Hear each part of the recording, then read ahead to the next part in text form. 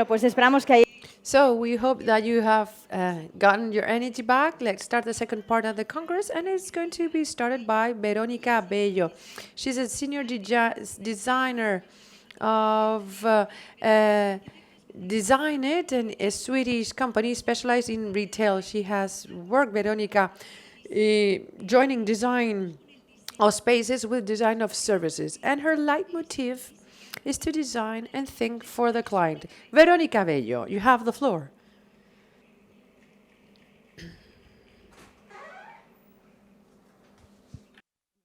Hello, good morning. Thank you everyone for being here, and I also wanted to thank for having this space to have this kind of debate and conversations that are so necessary today.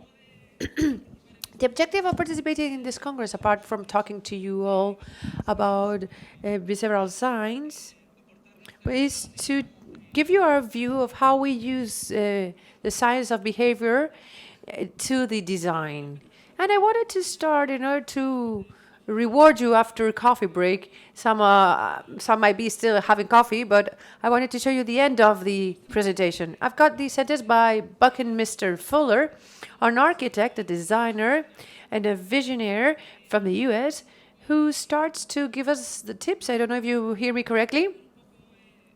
He talks about the purpose of behavioral science and behavioral design. We have to focus and we have to be aware. Okay.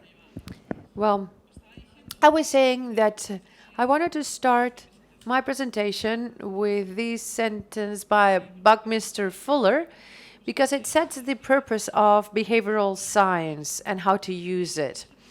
We are finding ourselves in a context in which we have to more and more push people to do things. It seems like the sector is what is demanding. And very often, this is about understanding what's happening, what's our behavior, why do we behave in such a manner, and how by using those behaviors, it's not about changing them, but simply to frame them or fashion them. With this, we also think we can contribute or bring a view, including different elements such as behavior, people, the design and strategy. That is where we have something to say. And I will talk about design, and this is another reference of our sector of design, Donald Norman, who was one of the clear minds setting the line on emotional design and sciences of computation back in the 80s, I'm talking. And back then, we started to feel what we're living today with the digital context, digital transformation, how contents are being consumed in a more singular way, more differentiated as it had been done until those days, and until today, of course. So with this frame that I wanted to set, I think I have to also talk about that transition is exposing us to places that maybe we wouldn't have even imagined. And these are the problems of these long-term problems, and how these long-term problems that don't have a simple, immediate solution request for systemic solutions. Maybe today we're living a historical moment in which all these long-term problems, starting with climate change, for example, that we're living like the hangover of the last week's Congress in New York on climate change, with all the politicians talking, debating if that's true, if that's true, we have to follow it or not. But we cannot understand it as a unique and isolated problem. We have to detect the connections produced to other long-term problems. Some of them, and I wanted to bring them forward today because I think that we cannot escape from that context we live in. For example, economic inequality. How this climate change is generating migrations and areas of high poverty where people cannot develop neither professionally nor personally. We also have to talk a lot about commercial wars, trade wars. We're not going to talk about China, the United States, but all these decisions that seem to be very macro do have effects at the micro level. So this inequality, these long-term problems, economic equality, climate change, together with the new digital tools, a reduction of jobs. There's a joblessness, which stresses in these inequalities that very often translate into social systems that are unsustainable and that don't cover world population. And of course, digital systems that on the one side, as we were saying this morning, some of the speakers were sharing this idea on how the digital world is helping us to have better experiences, but oftentimes we also generate unequal systems in a digital context. Migrations, I was referring to them before, and finally, the unstable and polarized situations of the policies of the political world. But regarding all the problems I've been talking about, maybe these problems would take 20 hours to talk about them. But in the context that we're moving in on how we behave, how can we help people to behave better for themselves, because we want to focus this idea. It's for them to behave better for themselves. We have to talk about these long-term problems. And I've got a description of the 4 major topics I wanted to cover: design, strategy, behavior. And I wanted to tackle the definition of design, rescuing what's been said this morning, going from men to gods. No, we're not gods, don't misunderstand us, but it's true that design has got some capabilities that allow us to tackle problems with that ambiguity, that systemic complexity I was mentioning when I was referring to these long-term problems. But it does also allows us to embrace and understand the context of the user. We have to focus the problem, but we have to have a broader optics, that systemic looks, because sometimes the problem is not the problem, but the problem is worsened or interpelled by the rest of elements surrounding it. And we wanted to also rescue or highlight the actions. How do we recognize? How do we solve? How do we build? How do we adapt in our design process, taking into account the behaviors or how we act, but always in an ethical way and always thinking about people. So we're not gods, and we like our projects. In all our projects, we like to include all the disciplines and people that can contribute with knowledge. This is not my scheme. This is from the Rodman Business School in Toronto, Canada, which is slightly adapted, including designers in the equation. But I think that it's of great value to highlight how these professions, several of you belong to one of these professions, right? And they have something to say. They have a word to say. And why do I bring forward this solution, this equation? Because our focus is the connection between behavioral science and design. Because on the one side, we're trying to do it in the projects that we're involved in, to push, to generate that momentum, those helps to users to take decisions. And what do we do with those information? What are the best decisions for them? And then we're conforming those decisions in this way. So understanding the behavior of people helps us to design and affect these interventions. And thanks to that, we think that we can make for these decisions to be taken autonomously, well informed, and in favor of what each and every one of us as a society believe is beneficial. And of course, behavioral design as a discipline can help us to lead and approach those decisions in a better manner. But as I've already said, designers are people who like action. We like to research, explore, understand, but we do everything with a reason. There's a why. We do not want to just stay at understanding, but we want to make those understandings act. And that's why in our design process, as I've already sketched, we tackle projects from a research initial phase. We frame the challenge, we understand the objectives for that project or that problem that we have to solve. And with steps of conceptualization, infinite iterations, we introduce in several projects behavioral sciences, helping us not to focus on behavior of users, but also to, in the iteration and implementation phases, to be able to generate control tests, randomized tests, where we see if the solution proposed and designed is valid and ideal. And therefore, we have defined some strategies, behavioral strategies to face and to know what is it that we want to do and what's the best strategy for each project we have before us. In order to make it more clear, for each one of these strategic blocks, I'm going to show you a series of actions or intentions that we have and a project where we have applied it. If we start to ease the change, you see a series of elements that have a role to play when facilitating change. We talk about tearing down barriers, introducing substitutes, not just to turn around things in a way, but in different ways. And finally, and something which is vital for the customer experience, to choose and select the specific moments where we are more open to generate that change or to generate that decision taking.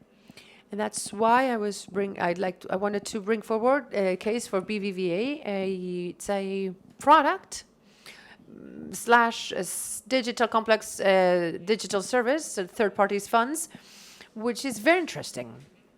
BBVA had a challenge ahead with the evolution that you've all lived, the economic crisis, the complexity of the products and financial services that we've lived, and on some occasions also there have been certain behaviors or bad practices in the banking sectors that have generated great uncertainty and high feeling of very high risk related to this product. So we worked to facilitate, to ease that change in order to detect what are the moments and what are the interventions that we had to do so that people in an autonomous way through digital channels to be able to understand the product, not to be misled, because if we think about how these products are advertised, if you read this small letter, they're not aligned, and this generates great rejection. So how facilitating this information in a non-paternalistic way, but just giving to users, explaining what an investment fund means, to give context, also in different countries because we were working with different nationalities of investment funds, and not entering in a paternalistic relationship, but the user was going to mark the timing on how to receive that information necessary. That's why we designed a digital platform within their service portfolio, where we really stress the interaction with AI elements, such as bots, and we were looking for those training pills or information pills that were articulating and introducing, depending on the level of knowledge and the financial literacy of the user, if you will allow me to just step screens. They were accessing to products and services that were more and more complex. This been already working for a year, and the hiring of these financial services has increased by 60%. So we've achieved not only to be able to sell difficult products through a digital channel, but to increase that the trading of these products. The second strategy for changing the behavior is to motivate the change. And we're not talking so much about changing or tearing down those barriers, but about touching the feelings and the motivations of people. One of the objectives is for those emotions to be positive, and also to personalize and humanize and connect, though through a screen, to those messages, not to forget where do we come from, and that human basis that we all have.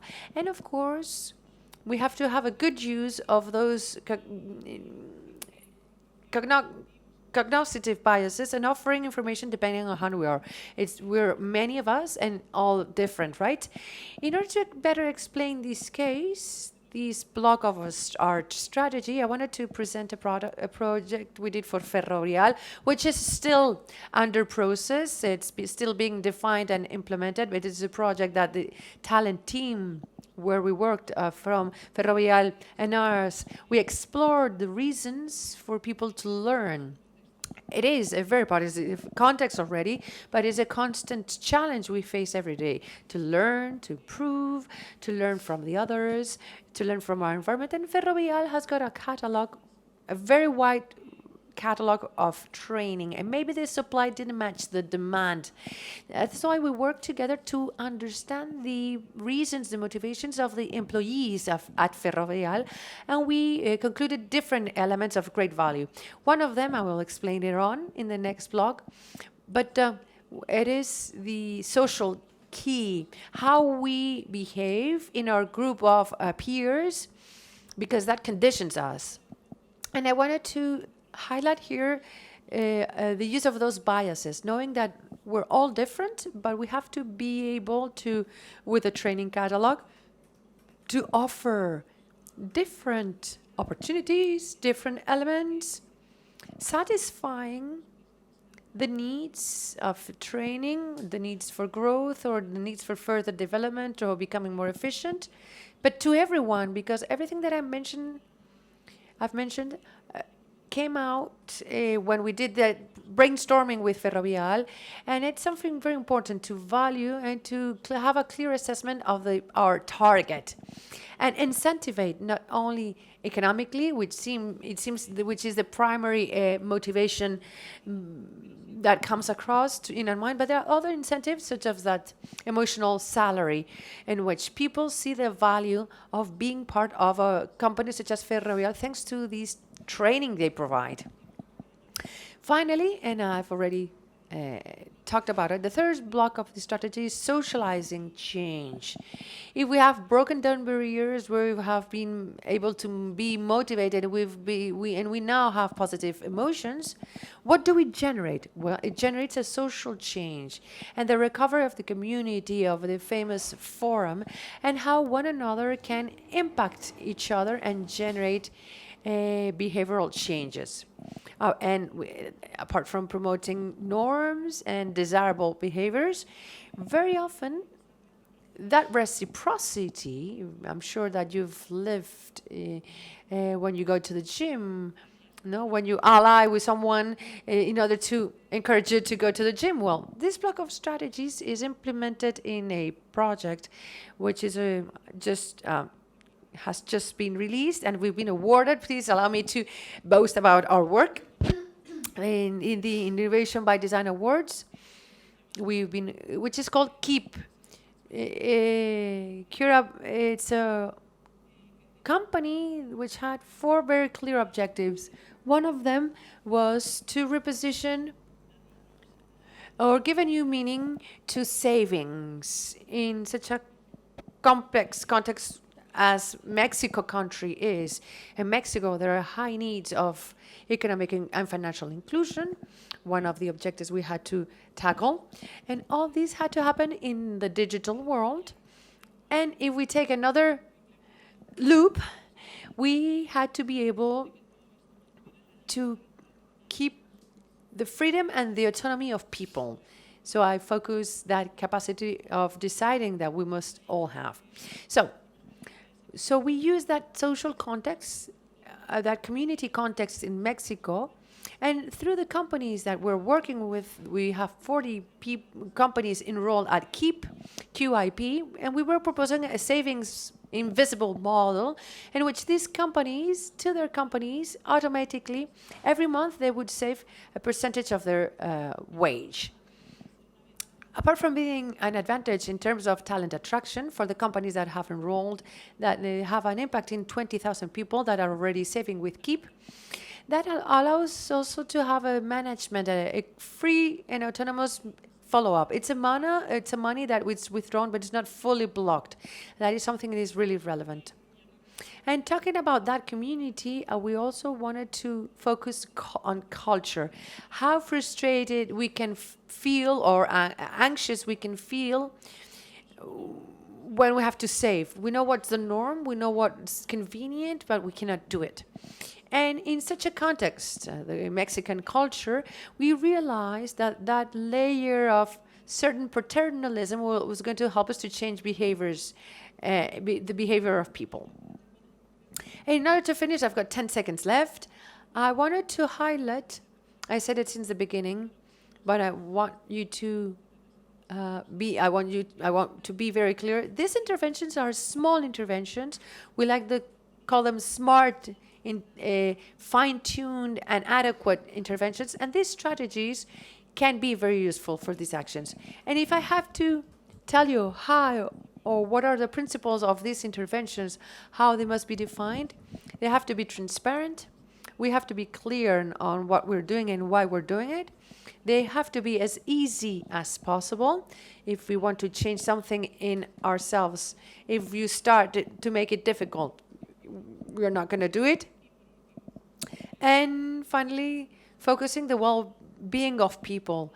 We cannot allow ourselves as a society to change behaviors, as I was saying before, without thinking about what is happening in our environment and not being aware about the ethics, which it seems is more and more visible. Thank you very much.